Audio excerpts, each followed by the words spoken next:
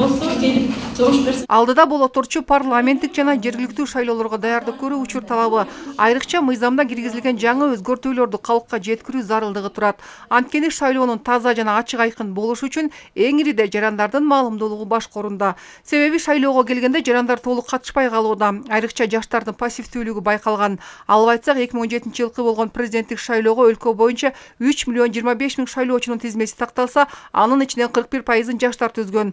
Добуш берүүгө катышкандарга токтолсок, Нарын облусу боюнча 161.891 миң шайлоочунун 35% же 53 миңин 18 жаштан 30 жашка чейинкилер түзгөн.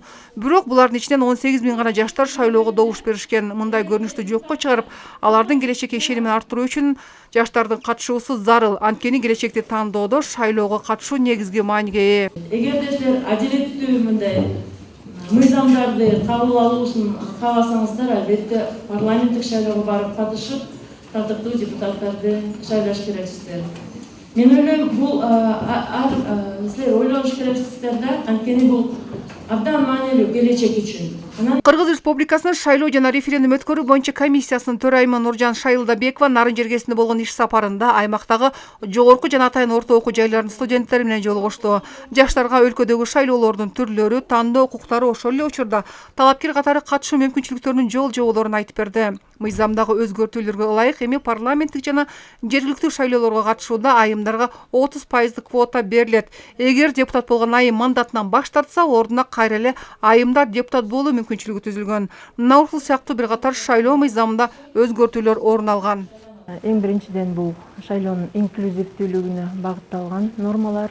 Ал жерде мисалы жаштардын, аялдардын, чет өлкөдө жүргөн биздин мигранттардын, ошондой эле ден соолук мүмкүнчүлүктөрү чектелген жарандарыбыздын шайлоо укуктарын ишке ашыруусу үчүн шарттары жөнүндө бир нече өзгөрүүлөр кирди. Андан сырткары жарандарыбыз үчүн шайлоо процесси жөнүндө, талапкерлер жөнүндө маалымдоо иштерин кеңири жүргүзүү жөнүндө нормалар кирди. Жолугушууда студенттер шайлоонун жүрүшү, талапкерлердин коррупцияга өндөгөн аракеттери тууралуу буга чейин болгон көрүнүштөрдү атап өтүштү. Андыктан жергиликтүү шарттарды жакшыртуу, өлкөнү өнүктүрүүгө карата кадамдарды ишке ашырууда жаштардын тандоосу негизги күч экендиги баса белгиленип түшүндүрүлдү. Мындан улам кийинки шайлоолорго жаштар коррупциясыз барууга үндөгөн чакырыктар айтылды. Коррупцияга жаштар өзүбүз эле жол бербей койсок болот да. Мисалычы, буга чейин биздин ата-энелерибиз бар, тууган-тушкандар, тааныштар, кошуналар бар. Алар айтып келгенде бизге акча берди, биз аны алдык, кирдик, кимге шайлаганымды птичканы коюп туруп, ошо сүрөткө тартып чыгышың керек деп. Ал акча алгандар ошо кылган да ошол нерсени. Келечек жаштардын колуна деп бекер айткан эмес да. Коррупцияны мисалы биз токтотсок болот да. Мына эми биз шайлоого катыша баштайбыз. Ошондо сиздерге келип акча сунуштаганда силер албай, өзүңөрдүн тандаган талапкериңер шайласаңар, ошондо коррупция токтолот да. Жыйындын жүрүшүндө шайлоо жана референдум өткөрүү боюнча борбордук комиссиянын өкүлдөрү тарабынан биометрикалык каттоо, урналарга добуш берүүнүн шарттары түшүндүрүлүп, Нарын мамлекеттик университетинин китепканасында Конституциянын брайль шрифти менен жазылган жаңы түрү белек кылынды.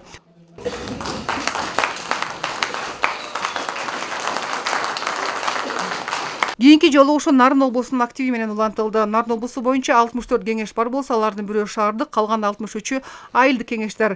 Аймакта жергиликтүү кеңештерге карата шайлоо иштери ар жыл сайын мөөнөттөрүнө жараша апрель жана октябрь айларында жүргүзүлүп турмакчы. Бирок бир маселе 214.857 миң жашоочусу бар Тоол облусунун калкынын 197.436 шайлоочулар түзүп, биометрикалык каттоодон өтпөгөндөрдүн саны 19 миңден ашкан.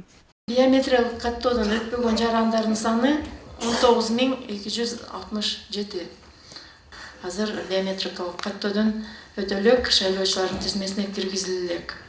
Ошол жарандар боюнча биз конкреттүү түрдө иш алып баралы деп биз сунуштайбыз. Алдыдагы шайлоолорду ачык айкын жана так өткөрүп алууда мүчүлүштүктөр болбошу керек. Бул үчүн участоктор такталып, дагы кошумчаланып жаңыртылууда. Күн тартибиндеги маселеге Дубан башчысы Эмилбек Алымкулов дагы өз пикирин билдирип, тактоо иштерин көңүлгө алаарын белгиледи. Бул боюнча аракеттерди көрүп, мына айыл өкмөттөрдүн баары отурат, акимдер отурат. Бул боюнча иш алып барабыз. Буюрса бул показатель дагы ылдый деңгээлге түшөт. 2020 жылдын октябрь айында өткөрүлчү парламенттик шайлоону тыныч жана уюшкандыкта өткөрүп, элдин ишенимин арттыруу менен бирге эркин тандоосуна шарт түзүүгө карата жогоруда айтылгандай адистер тарабынан иштиктүү аракеттер улантыла бермекчи. Чапара Садыкказиева, Абсамат Дөлөсбаков, Нарын шаары.